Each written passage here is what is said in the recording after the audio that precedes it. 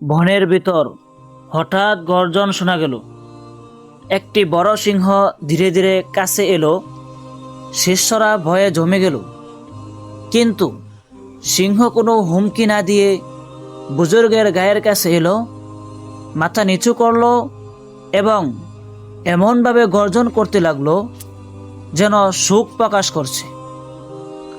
অনেক যুগে আগে পারস্যের কোনো এক পাহাড়ি অঞ্চলে বা বাগদাদের কোনো জঙ্গলে এক বুজুর্গ বসবাস করতেন।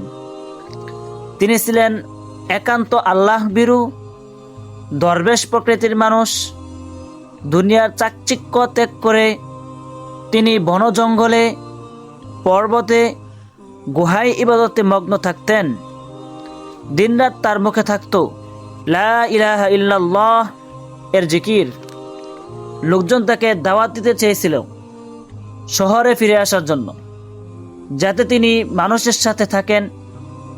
কিন্তু তিনি বলতেন, যদি জঙ্গলের প্রাণী আমার ক্ষতি না করে তাহলে মানুষ তো আরো বড় বিপদ। আমি তাদের কুমন্ত্রণা থেকে দূরে থাকতে চাই। তিনি যেখানে থাকতেন সেই বনের বাঘ, সিংহ, হরিণ, সাপ কোনো প্রাণী তার ক্ষতি করত না।